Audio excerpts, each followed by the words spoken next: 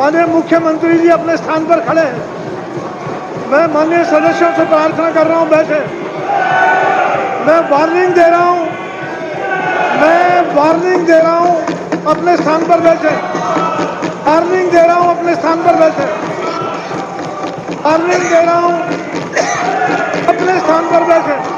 Marshals Ajay महावर को बाहर करें। अजय महावर, अनिल वाजपेयी, जितेंद्र महाजन, अनिल वाजपेयी। नहीं तो नहीं, बैठ जाए, बैठाइए उनको, बैठने दीजिए, बैठिए। नहीं बैठेंगे, मैं बाहर करिए। वाजपेयी को बाहर करिए, अनिल वाजपेयी जी को बाहर करिए, मुख्यमंत्री बोल। हाँ नहीं, जो अभी LOP को रोकते बाहर करिए, जल्दी करिए,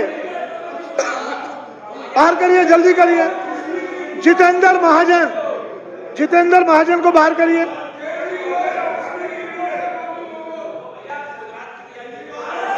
जितेंद्र महाजन, चलिए, महाजन जी को बाहर करिए। अभय जी आप बैठेंगे, बाहर करिए।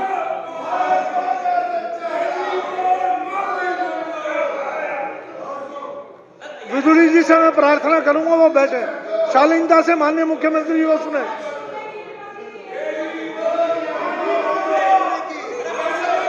मैं ये कोई शोर शराबा, माननीय मुख्यमंत्री जी बोल रहे हैं। कौन सा सदन इस बात को सहेगा कि माननीय मुख्यमंत्री बोल रहे हैं और ये शोर मचाएं?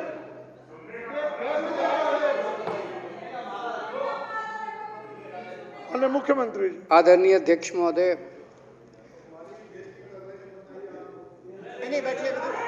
आपसे तो मैंने प्रार्थना की, आप बैठिए।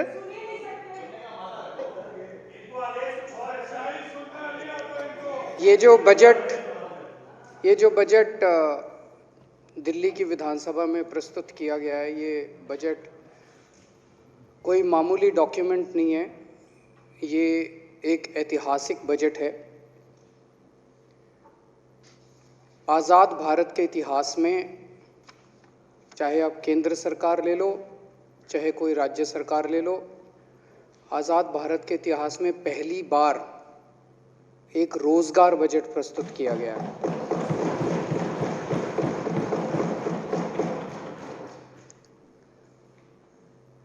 रोजगार की समस्या तो आज़ादी से ही है। 1947 में देश आज़ाद हुआ था, तभी से हमारे युवाओं की रोजगार की समस्या रही है, कभी कम कभी ज़्यादा। लेकिन रोजगार एक ऐसा मुद्दा हुआ करता था जिसकी चर्चा केवल चुनावी सभाओं में होती थी, चुनाव के पहले होती थी। हर पॉलिटिकल पार्टी चुनाव के पहले कहती थी हम आए तो हम 5 लाख नौकरी दे देंगे, हम आए तो हम 10 लाख नौकरी दे देंगे, ये कर देंगे, वो करो। फिर चुनाव जीतने के बाद कोई बात नहीं करता रोजगार की, उसके बाद तो फिर बंदर बांट होती है। पहली बार आज़ाद भारत के इतिहास में पहली बार हो रहा है कि एक बजट केवल और केवल रोजगार के इर्द गिर्द बनाया गया है, बच्चों को रोजगार देने के लिए बनाया गया, सबके घर में खुशहाली लाने के लिए बनाया गया है।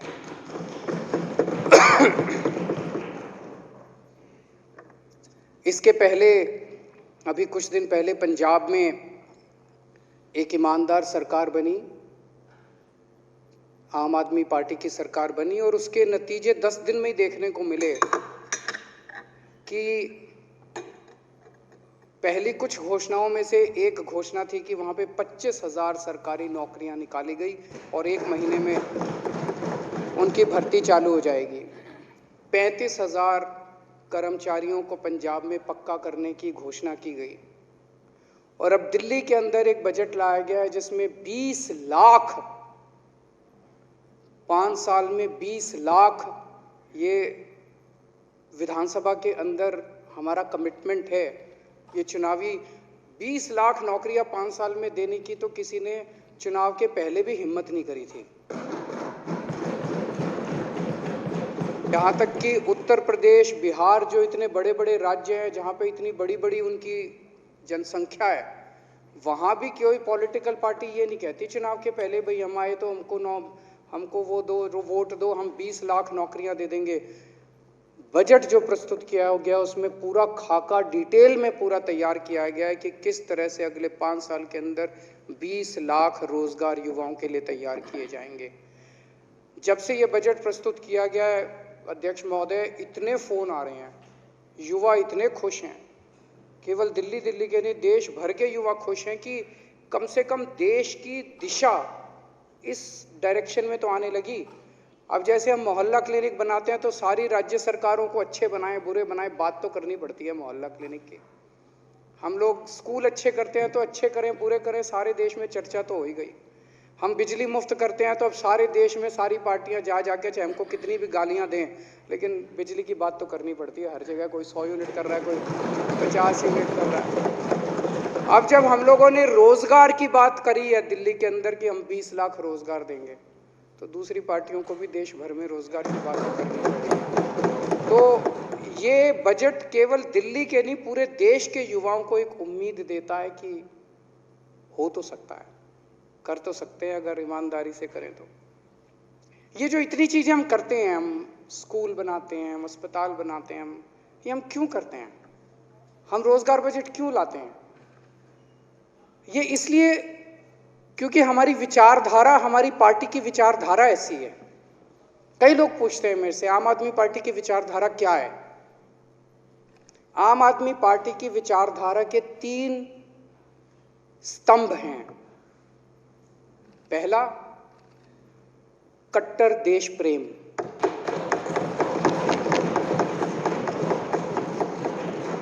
हम अपने देश के लिए मर मिटने को तैयार हैं, हमारे देश के लिए हम कुछ भी करने को तैयार हैं। हमारा रोम रोम इस देश के लिए है। दूसरा स्तंभ हमारी विचारधारा का है कट्टर ईमानदारी,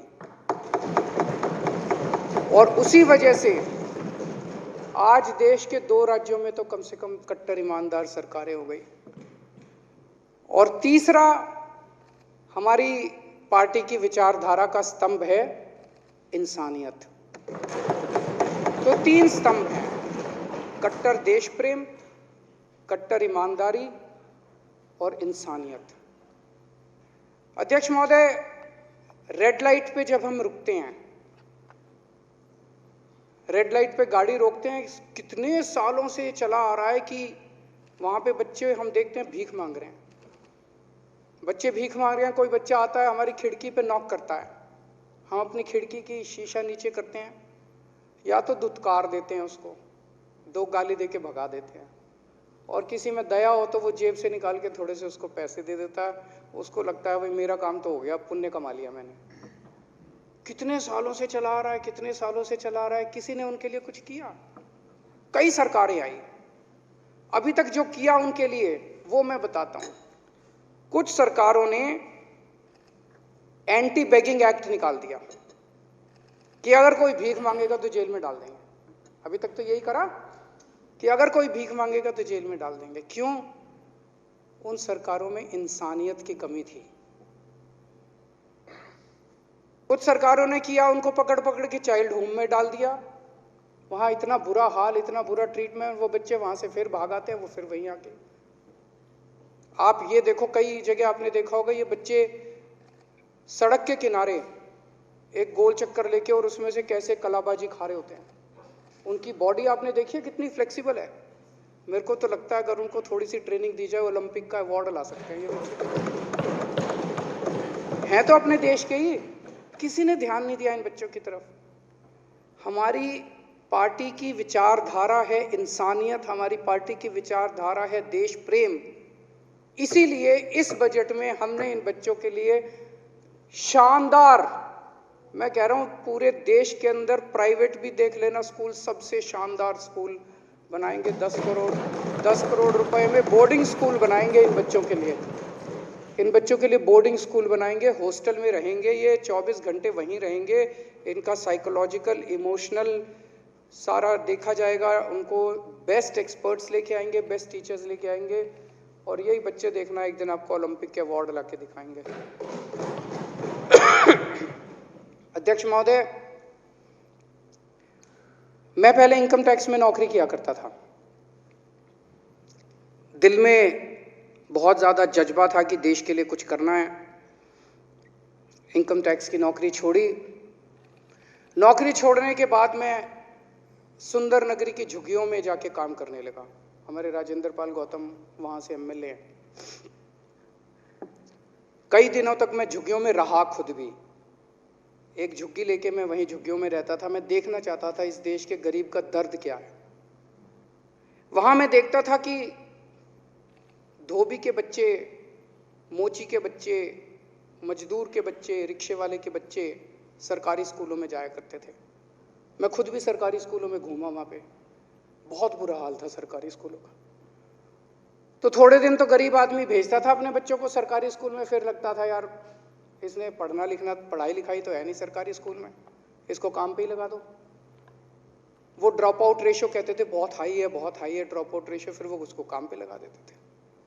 तब तो सोचा नहीं था, ऊपर वाले ने कुछ करिश्मा किया, तब सोचा नहीं था कि एक दिन मुख्यमंत्री बन जाएंगे। मुझे बेहद खुशी है कि भगवान ने हमें मौका दिया और आज दिल्ली के सारे सरकारी स्कूलों को ठीक करने का हम लोगों को मौका दिया।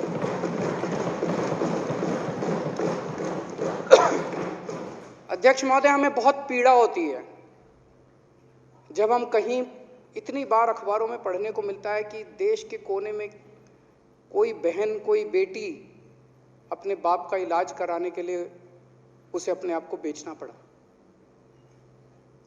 जब मैं झुग्गियों में रहता था, झुग्गियों में उनके साथ काम करता था, तो वहां जब बीमार हो जाते थे, बगल में जीटीबी अस्पताल था, उनको कईयों को मैं लेके जाया करता था जीटीबी अस्पताल में। बहुत बुरा हाल था जीटीबी अस्पताल का उन दिनों में। कोई दवाइयां नहीं मिलती थी, बाहर खूब दवाइयों की दुकानें लगी पड़ी थी, एक्सरे मशीन की दुकानें बाहर लगी, बाहर सारी दुकानों पे मिलता था। वो डॉक्टर लिख देता था बाहर से करा लो, डॉक्टर लिख देता था टेस्ट बाहर से करा लो, डॉक्टर लिख देता था दवाई बाहर से ले लो, सारा बाहर से होता था।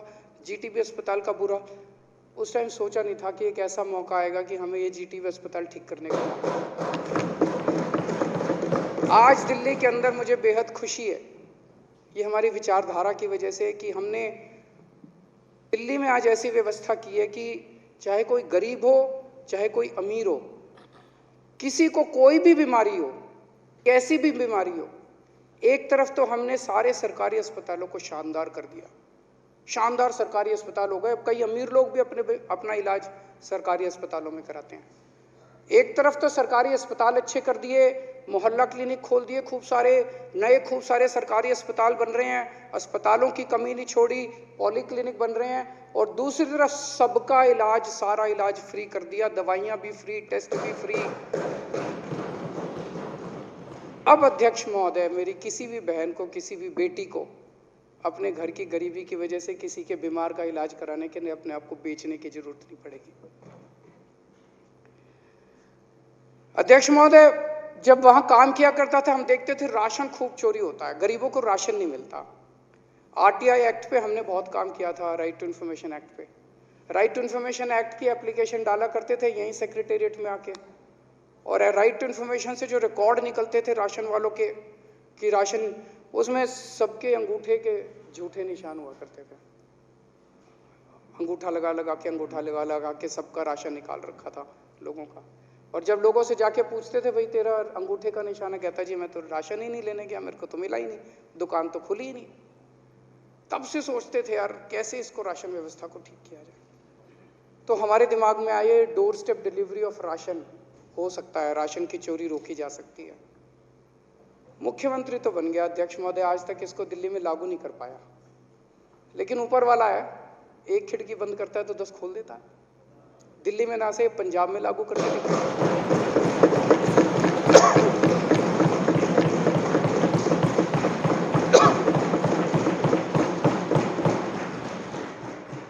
पंजाब में कल भगवंत मान जी ने ऐलान किया है कि door step delivery of ration Punjab के अंदर लागू करेंगे। अध्यक्ष महोदय, 4 साल हो गए मेरे को जूते घिसते घिसते केंद्र सरकार के, सबके पैर पड़ा मैं, सबकी मिन्नतें मानी। मैंने कहा इसमें मेरा तो कोई इंटरेस्ट नहीं है, मैं तो चोरी बंदी कर रहा हूँ राशन की, मेरे को कर लेने तो डोर स्टेप डिलीवरी करने नहीं दिया इन लोगों ने। ये पहले हमारे मोहल्ला क्लिनिक रोके, 2 साल तक मोहल्ला क्लिनिक की फाइल लेके बैठ गए, किसी तरह से करा के ले आए। फिर सीसीटीवी कैमरों की फाइल लेके बैठ गए, फिर मेरे को इनको गोपाल जी को धरना करना पड़ा एलजी साहब के यहाँ, फिर वो सीसीटीवी की फाइल क्लियर करी। ये जो व्यवस्था है ना, पिछले 75 साल से चली आ रही है। 75 साल से इस देश के अंदर जितनी सरकारें आई, सरकार मतलब काम रोको, सरकार मतलब जनता को कुछ करने ना दो, सरकार मतलब जनता के काम रोको, रोकने के लिए बनी है ये सरकारें। पहली बार एक सरकार आई है जो जनता के काम करने के लिए बनी है। इस देश के लोग बहुत आगे बढ़ना चाहते हैं, इस देश में बहुत टैलेंट है।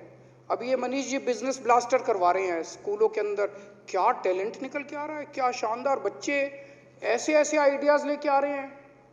इन बच्चों को आगे बढ़ने देना है अपने को, इनको रोकना नहीं है। 75 साल से इस देश को रोका गया, घोटा गया, इस देश को गला पकड़ के मतलब करने नहीं दिया लोगों को, इसे बदलना है।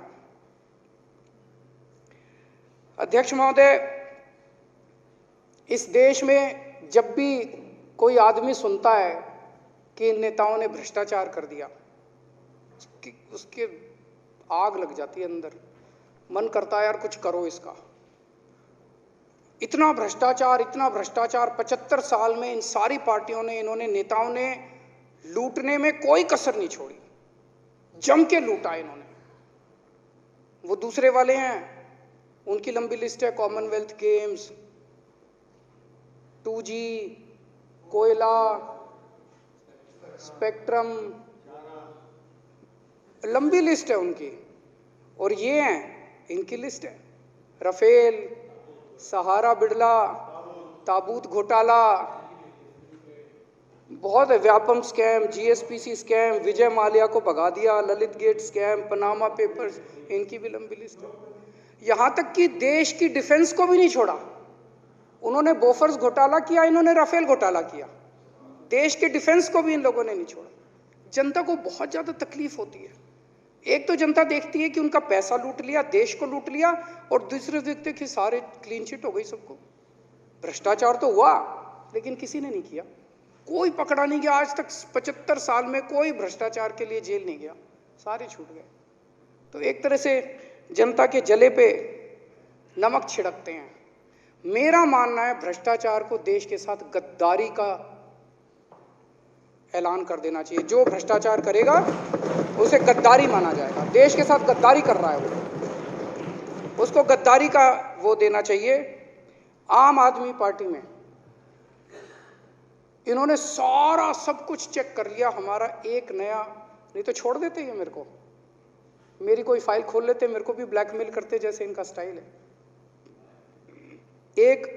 इन्होंने एक शुंगलू कमीशन बिठाया, शुंगलू कमीशन में 400 फाइलें गई, 400 फाइलों 3 बड़े बड़े IAS अफसर उन्होंने बैठ के हमारी 400 फाइलें देखी, उनको एक नए पैसे की चोरी नहीं मिली।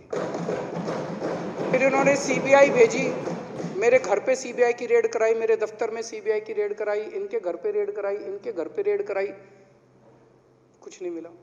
मेरे बेडरूम में घुस गए, उनको लगा शायद वो जो कच्ची पर्चियां होती हैं, कच्चा हिसाब होता है, वो बेडरूम में ही होता होगा, बेडरूम में भी कुछ नहीं मिला। हम कट्टर ईमानदार हैं अध्यक्ष महोदय, और अगर हमारा कोई किसी दिन पकड़ा गया तो सबको कह रखा है जितनी सजा दूसरों को मिलती है डबल सजा दिलवाऊंगा, किसी को छोड़ूंगा नहीं, किसी को बख्शूंगा।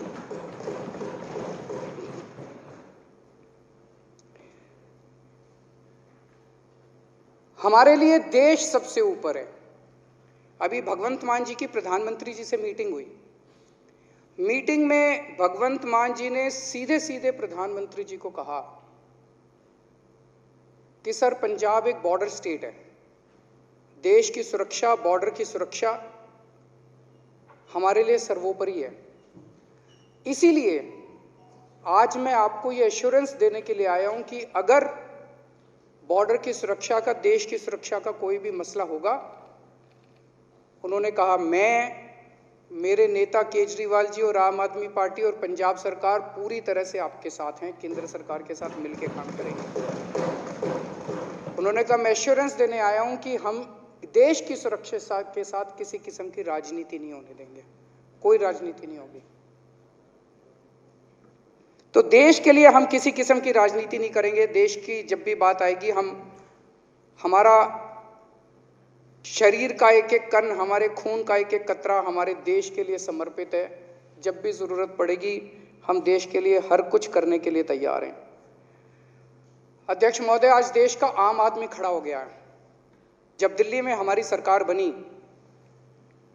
हमने स्कूल अच्छे किए, अस्पताल अच्छे किए, सड़कें अच्छी की, बिजली मुफ्त कर दी, बिजली 24 घंटे कर दी, पानी फ्री कर दिया, पानी घर घर पहुंचाया। ये बात पूरे देश में फैल गई। पूरे देश के लोगों को लगा यार हो तो सकता है, करा नहीं इन्होंने अभी तक, 75 साल में इन्होंने करा नहीं, हो तो सकता है। तो कामों को लेके पूरे देश में एक उम्मीद जागी। और जब से पंजाब के नतीजे आए हैं तो लोगों को लगता है यार अब ये ईमानदारी और ये देशभक्ति की जो हवा बहने लगी, अब ये धीरे धीरे पूरे देश के अंदर बहेगी। पूरे देश के अंदर आज एक उम्मीद की किरण जागी है।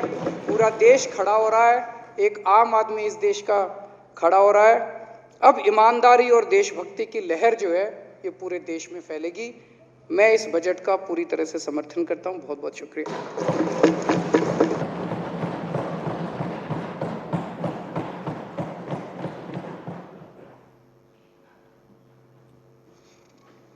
अनुदानों की मांगें 2022-2023 के लिए। अब सदन माननीय मुख्यमंत्री द्वारा दिनांक 26 मार्च 2022 को सदन में प्रस्तुत डिमांड्स फॉर ग्रांट्स और डिमांड वाइज विचार होगा। डिमांड नंबर 1 लेजिस्लेटिव असेंबली, जिसमें रेवेन्यू में 75 करोड़ 85 लाख रुपए सदन के सामने है। जो इसके पक्ष में है वो हाँ कहें, जो इसके विरोध में ना कहें। हाँ पक जीता, हाँ पक जीता। डिमांड नंबर 1 पास हुई। डिमांड नंबर 2 जनरल एडमिनिस्ट्रेशन, जिसमें रेवेन्यू में 8 अरब 49 करोड़ 6 लाख 50 हज़ार रुपये तथा कैपिटल में 43 करोड़ रुपए, कुल राशि 8 अरब 92 करोड़ 6 लाख 50 हज़ार रुपये सदन के सामने है। जो इसके पक्ष में वहाँ कहें, जो इसके विरोध में ना कहें। हाँ पक जीता, हाँ पक जीता। डिमांड नंबर 2 पास हुई। Demand number 3 administration of justice, जिसमें रेवेन्यू में 12 अरब 60 करोड़ 10 लाख रुपए हैं तथा कैपिटल में 32 करोड़ रुपए हैं। कुल राशि 12 अरब 92 करोड़ 10 लाख रुपए सदन के सामने है। जो इसके पक्ष में वो हाँ कहें, जो इसके विरोध में ना कहें। हाँ पक जीता, हाँ पक जीता। डिमांड नंबर 3 पास हुई। डिमांड नंबर 4 फाइनेंस, जिसमें रेवेन्यू में 3 अरब 89 करोड़ 40 लाख रुपए हैं सदन के सामने है। जो इसके पक्ष में वे हाँ कहें, जो इसके विरोध में ना कहें। हाँ पक जीता, हाँ पक जीता। डिमांड नंबर 4 पास हुई। डिमांड नंबर 5 होम, जिसमें रेवेन्यू में 8 अरब 82 करोड़ 19 लाख रुपए हैं तथा कैपिटल में 3 अरब 57 करोड़ 93 लाख रुपए हैं। कुल राशि 12 अरब 40 करोड़ 12 लाख रुपए सदन के सामने है। जो इस